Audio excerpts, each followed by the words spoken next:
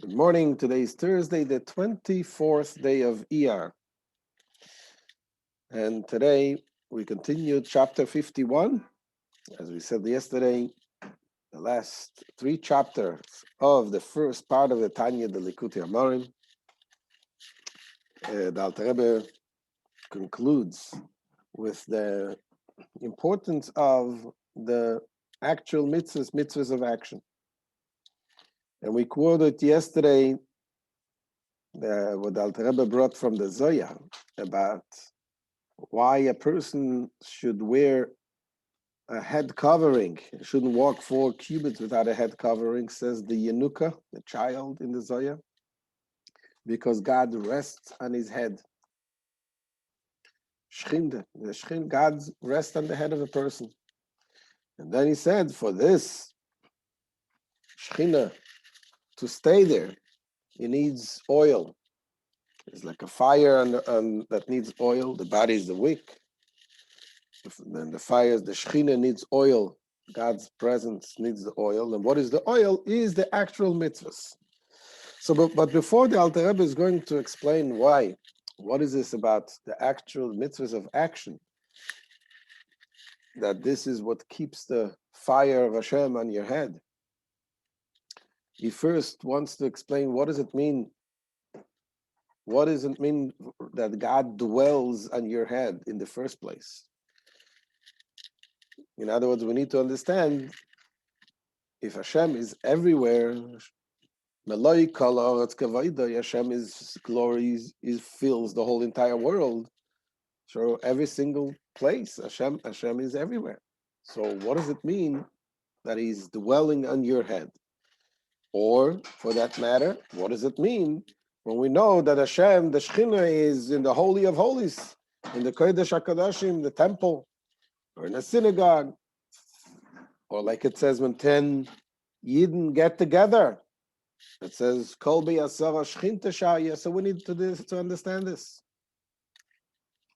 In order to understand this properly, the Alter Rebbe began explaining, bringing a metaphor, understanding what he says, Mi besari echaz eloka. I can see God from my flesh.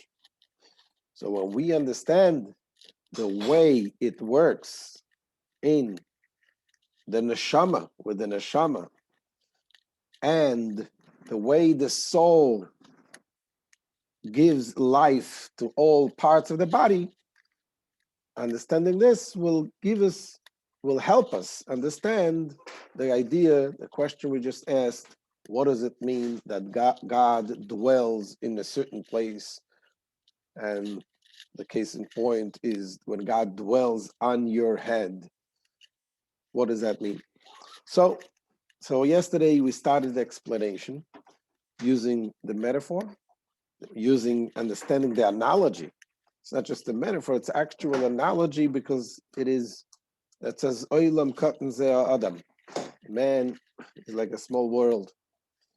And so today the Alter Rebbe continues this analogy to explain further. And in short, what is the point that the Alter Rebbe brings here? He says as follows. He says the neshama, the soul, is indivisible. The power of the soul, and we're not talking now about the spiritual powers of the soul. This is beyond the scope of this class. Spiritual power of the soul is talking about the godliness of the soul. We're talking about the actual powers of the soul, animating and giving life to the body. So the power of the soul, it comes first with a vivifying, with a power that is a general power that is not divided into different parts. The soul is not limited to seeing or hearing and everything else. But in the same time, the seeing and the hearing and all the powers that the different organs of the body have, they come from the soul itself, meaning in the soul, which is in the brain. in the soul, which is in the brain, you have in potential the power of seeing and the power of walking and the power of writing. Every power is in potential in a hidden way in the soul. Say, for example, it says the Mishnah refers to a blind person in the words of Sagi Nahor in Aramaic. Sagi Nahor literally means a lot of light. So it's not just saying like the guy is somebody very ugly, say, ah, what a beauty. It's not just in a derogatory, God forbid, way to say. And Hasidus explains when you talk about a blind person saying that a Sagi Nahor, he has a lot of light, it is because indeed it is so. Meaning that a person who is blind, born blind, it is in certain cases, it could be because his power of sight is so intense and so powerful that his physical eye is not a vessel, is not capable of containing this sight, this power of sight. So the power of the sight is not coming in the eye itself, but it's within the brain. But the soul, the essence of the vivifying soul, which is called in Hasidus Chai Be'etzem, the essence of life. Again, there in the soul, when it's in the soul, it's not divisible. It's not, you cannot break it down. It is above division. But in potential, it has this sight, the power of the different organs of the body. The 613 different organs and blood vessels. And in the same time, it is not revealed. It is revealed only after it vests itself in the vessels. The way you can say also the sun shines. The sun shines when there is something to shine at. But in the same time, also after it is revealed in the vessels, it is not separated from the source, from the root, which is in the brain. And thereby the Alter Rebbe goes to explain also why a person is able to control his emotions. Why mind is over matter. Why the mind can control the emotions. The moach shalit al halev, the brain, the intellect, and controls the heart. Why? Because it comes from the brain. The source, the life for the heart, for the emotions, and everything comes from the brain. So this is what the Alter Rebbe continues today, the analogy, and tomorrow is going to continue with the moral in the light, the neshama, where Hashem dwells in everywhere in the world. So, continues the Alter Rebbe in middle of chapter 51. Vehine alam shoch as kol ataryag mine koiches v'chayis mehelem haneshama el haguf le'achayisai. Now, concerning the flow of all the 613 kinds of functional powers and vital forces, which are drawn from the concealment of the soul, that means they were previously hidden, and from where they are now drawn to the body to animate it. Now, concerning this, Alea Amru, She'ikar Mishkana ve'ashra'asa shel hamshacha zu ve'gilui zeh ukuloi b'meichen sheberosh. Concerning this flow, the sages have said that the principal dwelling place and abode of this flow and revelation of the previously concealed power and forces is entirely situated in the brain of the head. So this is where originally it is situated, in the brain. And therefore, velochein, Hey mekablim techila achkoyach ve'achayus aroi lehem lefi mizgam utchonasam. So number one, he says, therefore it is they, the brains, which first receive the powers and life force appropriate to them according to their composition and characters, which is, namely, shehein chachma bina das vekoyach hamachshava v'kol ashayach lamoichin.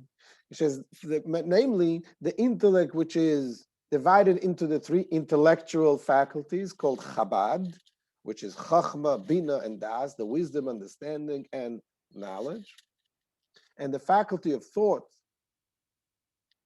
and whatever pertains to the brain. So this is number one, the brain receives first. Not only does the brain receive first, it says, V'loi zu bilvad, elo gam klolus kol am shochis achayus l'shar evorim, gam ken klula umulubeshes b'moichin sheberosh. Says not only this, that the brain receives the life force before the other organs, but also the overall flow of all the individual streams of the vitality to the order, to the other organs, is also first included and enclosed in the brain of the head before it becomes revealed in the individual organs. First, it is in the brain. So first of all, the brain receives its own vitality, the thinking, the ability, but then also all the other functions of the other organs are also included in the brain first. ושם הוא עיקרו ושורשו של המשוך הזו מבחינת גילוי האור והחיוס של כל הנשמה כולה. And it is there in the brain that the core and source of the said flow exists in a form in which the light and vitality of the entire soul are revealed. It says, in other words, when the general flow of vitality reaches the brain, then the light and vitality of the entire body begins to be revealed. So that's where it begins to be revealed in the brain. ומשם מספשטת האור לשאר כל האיברים. And from there, from the brain, the radiance flows to all other organs. ומקבל כל אחד כוח וחיוס הראוי לו כפי מזגוי ותכונוסוי. And each of which then receives the functional powers and vital force appropriate to it according to its composition and character. The power of sight is revealed in the eye, the power of hearing is revealed in the ear, and so on.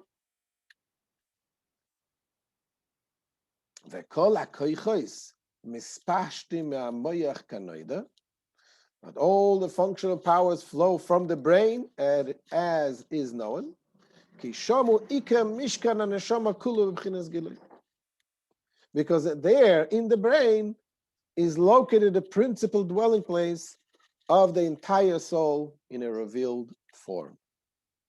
And Alter Rebbe goes on to explain, Sheniglas sham klolus achayus amispashet mimeno. Since there in the brain, the overall life force which flows from the soul is revealed. רק כחסר של כלולוס החיוס מאירים ומספשתם שם לכל איברי הגוף. It is only the individual faculties of the overall life force which shines forth and radiate from there, meaning from the brain to all the organs of the body. Just as the light radiates and shines from the sun into the innermost rooms. So just like the sun shines everywhere. It can shine in a garbage dump, and at the same time it shines also in the most beautiful palace in the world. It shines everywhere. So from the soul, from the brain, it shines and brings that energy to each and every particular organ. Va'afilu halev mekabel me'hamoyach. And even the heart, which is a central organ, for which all other organs receive vitality, the heart diffuses to all organs. Nevertheless, the heart also receives its own vital force from the brain. And